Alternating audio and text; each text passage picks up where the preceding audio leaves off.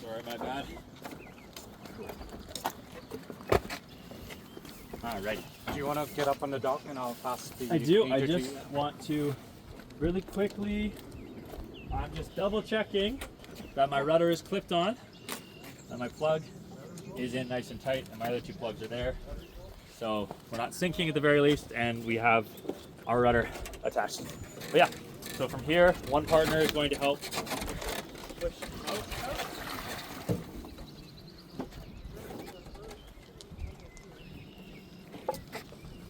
Sec.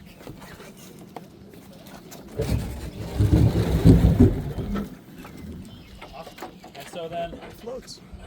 What I think is like the easiest, because we're going to be going that way and then around to the L dock there. I just gave it a little bit of a shove out that way, and that way when I start pulling on the rope, I can kind of just quickly turn it around. I don't have to like bang it off the dock all the way. And now we're already sailing. I'll probably just put, where are you guys going to have the best view actually? You know, if you want to, Excuse me, sir. I'm a little closer, but I think you guys should all be able to see me pretty well, whether it's at some point along this dock or probably closer to there, but I'll tie up the motion just sit like that while I show you guys how to, yeah, cool. Awesome. So, one thing I want to go over quickly is super important part about, super important part about these boats is how funky they are balance-wise, and how weird it is to get in, or how weird that can make it to get in. So, like I said, what I want you guys to think about it as is kind of like a canoe, in the sense that like if I go and I just throw like all my weight on this side of it, it will literally just flip over, which is not ideal. So what I'm going to do instead is try and get my feet as close to the center line of the boat as possible before I put any weight on the boat.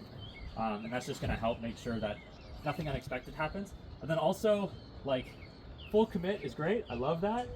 If we just fully jump in the boat, who knows if we're in the middle or not. And the boat's going to let us know like quicker than we probably want it to. So what I like to do is kind of just, like I said, ease my weight from my hands or my hips to my feet and kind of just feel out. Like there, I'm a little bit too close to the edge, so I can kind of just move inward. As you get more comfortable, you're going to be like jumping in and out like it's no big deal because you know how it all works. But I would hate for your first experience at the sailing school to be falling in the water on the dock.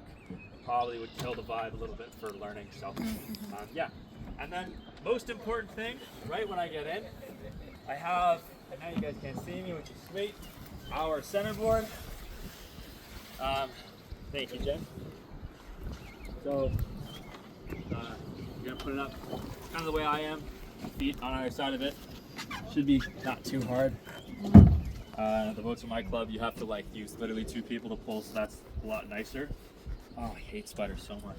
And then here we have this black bungee line. That's just going to go over the top of it like that, so that can't come up anywhere. And already, I don't know if you guys will be able to tell from where you're sitting, but I can definitely feel now the boat's reacting a lot slower, so everything just feels a lot more chill. Exactly, it's just a lot easier. And so our next step, which does involve a little bit more body weight movement or effort, is putting up our sail. No rudder. Oh, I guess oh yeah, because how are they going to steer if they already have their sail powered up? Yeah, so I'm forgetting how we run things here, but basically you can do this and then the rudder the second that your boat's in the water before I'm even here. But the idea, actually I really shouldn't be standing up in the boat like that either. I should be like down just to give a good demonstration, but it's a lot safer to move around like this as opposed to standing straight up, and then you have a lot further to fall. But the idea is we're gonna throw these things on and then go wait for me, and we won't put our sail up until we're actually going sailing, just so that while it's sitting here, if a sudden like gust of wind comes or something like that, our boats don't take off or capsize or who knows what. So yeah, but because I have my rudder clip attached, I don't have to be as stressed about this step. I'm just going to line up again our pintle and our gudgeon and push it down and that seems all good. And then I'm going to throw my tiller on as well. And find our pin.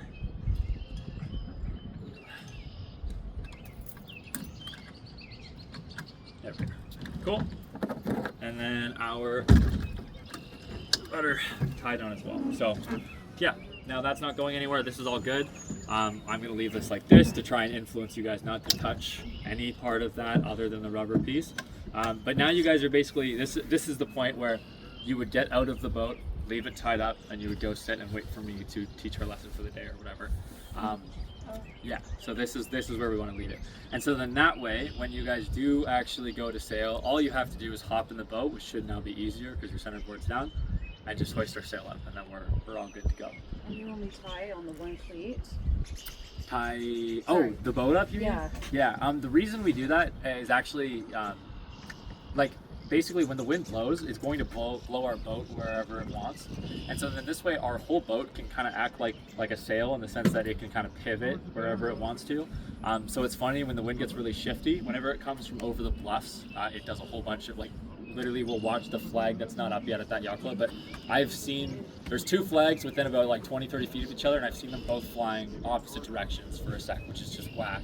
But bottom line is if they're all tied up on the dock, you'll watch them kind of move back and forth side to side, as opposed to them being tied up like you tie like a normal boat up, because you're right, that's pretty unorthodox. So yeah, but anyway, tie them up. And they don't bash into each other? They do a little. We have this rubber, and they kiss a little bit, but yeah, in general, these things are pretty solid. Like don't test it, but like a lot of my students have had some pretty fun.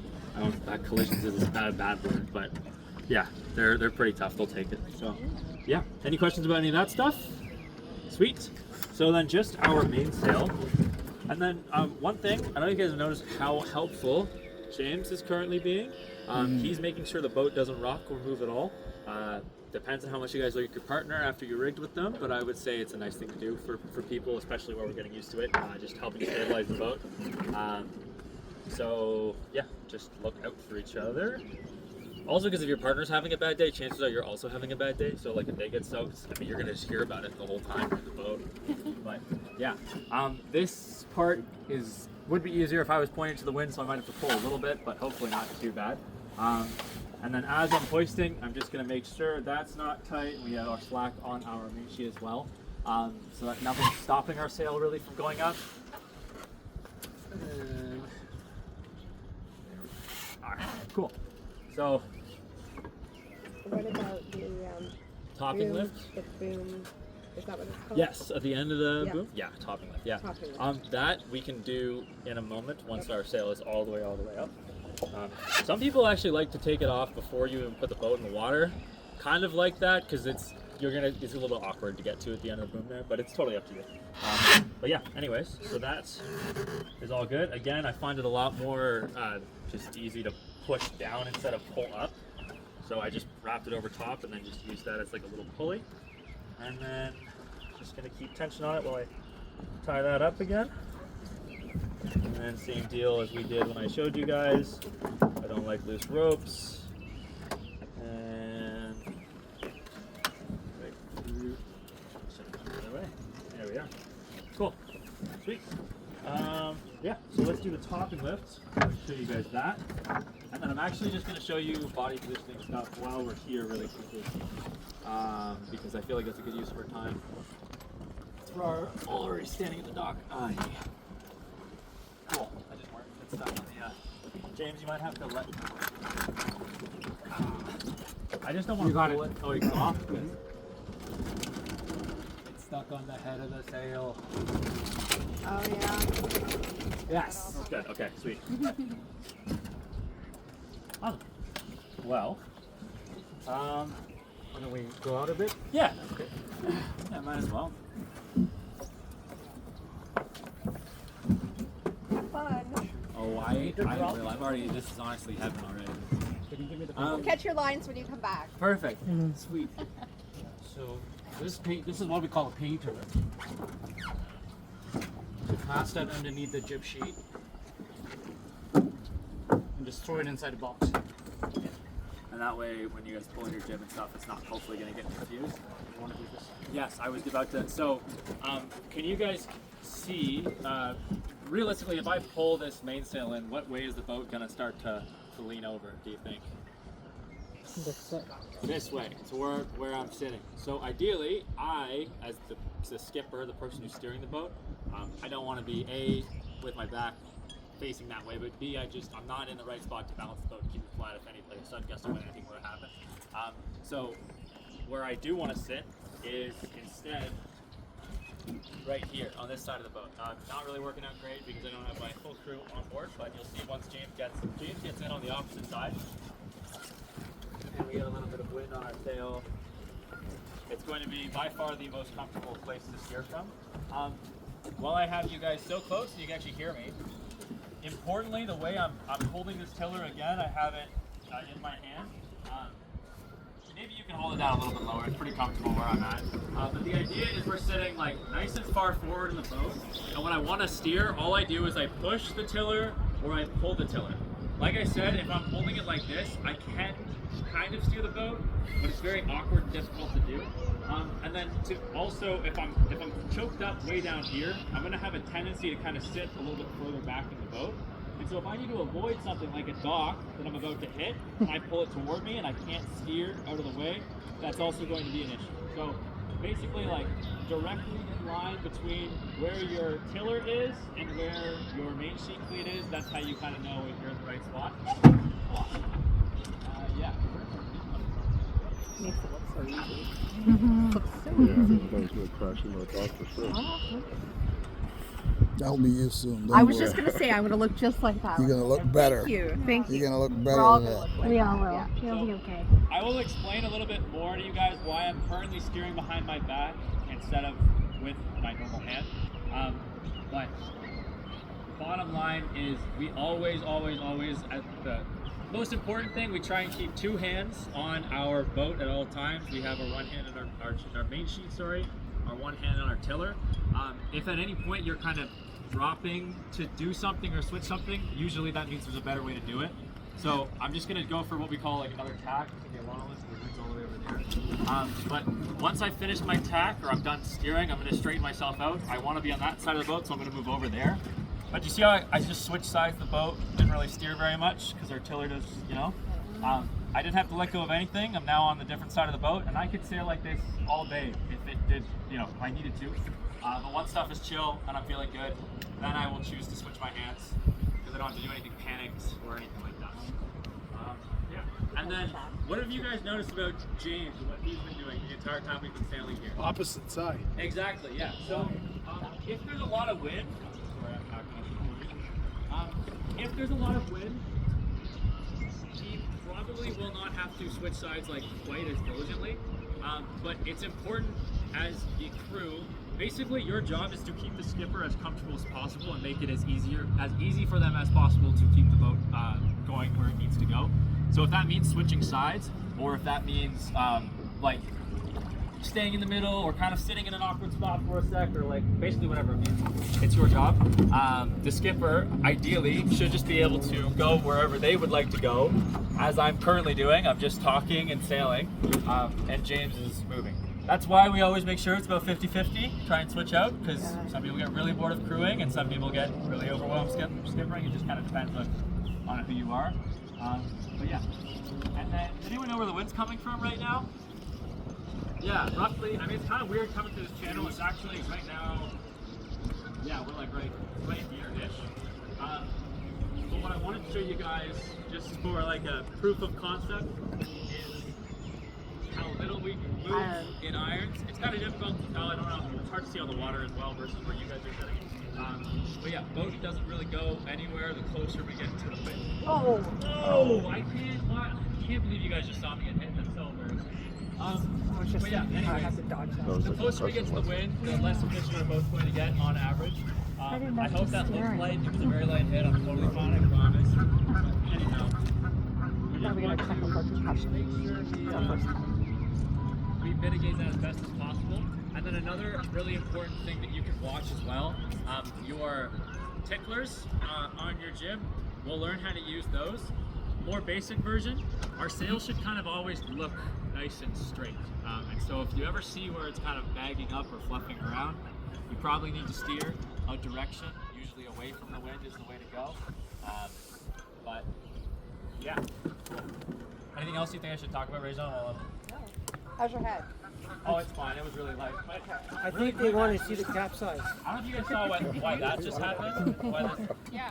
So when we start to get pointed away from the wind, or like sailing downwind as we would call it, versus where we're switching direction pointing toward the wind, our sail kind of just flops over to the other side. But if I'm headed downwind, I'll show you guys again. My sail is all the way out here, which is where we want it to be, going downwind. And I start to, I mean, we call it bear off, but if I steer this way a little bit too much, yeah, you let go of it because I want to show them a jibe.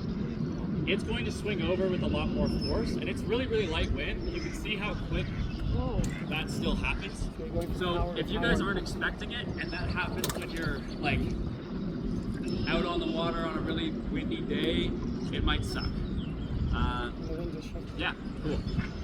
Anything else you think I should bring up right now? No, so I'll tell them about the sail shape as you're going Oh, up and yeah. down. Cool. Just pick up some speed and Actually, it's actually on this way. so if you look at the forward part of the sail, the left part of the sail, when he's going up too much into the wind, that's the other thing you'd be looking at. So right now he's good power, his sails are tight, his ticklers are pretty, and as he goes up into the wind, watch what happens to the front part of the sail. See how the front part starts buckling back? So at that point you're losing power, not you'd be tacking at that point. And right now, he's zigzagging up into, he's trying to make his way upwind right now. So that's why he has to zigzag up. That's the only way you can't go directly into the wind, right? So you have kind of, and the better you can get the angle, the better it is. You're catching the wind, right? You're catching the wind, yeah. And if your sails are luffing, you're not really doing anything. See, it luffed there for a minute, now he's picked it up, he's pulling his sails in. What about the jib? Like, how do you know when it The jib follows the main. So the jib will follow on its own, and you pull one sheet or the other, but not both at the same time. You see how the sheet, now the jib wants to try to go over? They'll make a decision at some point. The wind's a little bit shifty. His jib should be a lot looser right now. But you see how the jib wants to come over? Ah, there we go. See, now the jib's on the wrong side, he'll fix it. So the main goes, so then the jib has to go. Yeah, the jib will follow either way. So when you're doing attack, the jib will naturally want to follow one side or the other, so you kind of let it go. So you're not fighting it. Just So you're holding the do the, ropes or the... let's see what happens when the wind gets backwinded. Which story? When the jib gets backwinded. What's your head? I'll go. Yeah. So a common mistake a lot of people will do is when they go upwind, the jib will be on the wrong side. So up on here, I'll show you when I'm actually going See, up. like that. And that actually, you're just stopping the boat at that point. You're not doing anything. So how the jib's on the wrong side, it's not following the main. Yeah. So you as a skipper should remind the crew, flip it over. Oh, okay. See, like they're just stalled in the water. Watch what happens when you flip it. Flip the jib over now. And watch the boat just start taking off. Oh, Wow. Okay? because he was doing it without them talking. Would have to We'll be doing a lot of chit-chatting right there. Yeah. Do this. How do you know when? See how the jib wants to come over on its own side? So you just let it pull through, no So force. you kind of have to let it also. Yeah, but you don't let it go and, while you need power.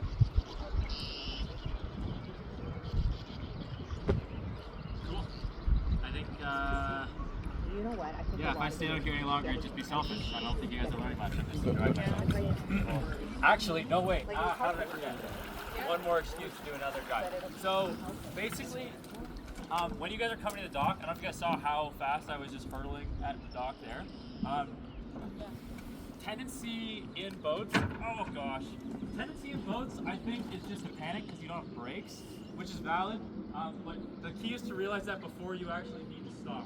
And so the idea that I want you guys to have when you're coming up to the dock is like, you know that you've been coming to the dock for a while, so instead of just like flying at it, we know that in irons our boat doesn't really go anywhere, so if we can point our boat into irons when we get close to the dock, it gets a little tricky if it's busy, but for me, if I'm the first boat headed to the dock, I'm just going to go up as high as I can and just, you can see I'm barely moving right now.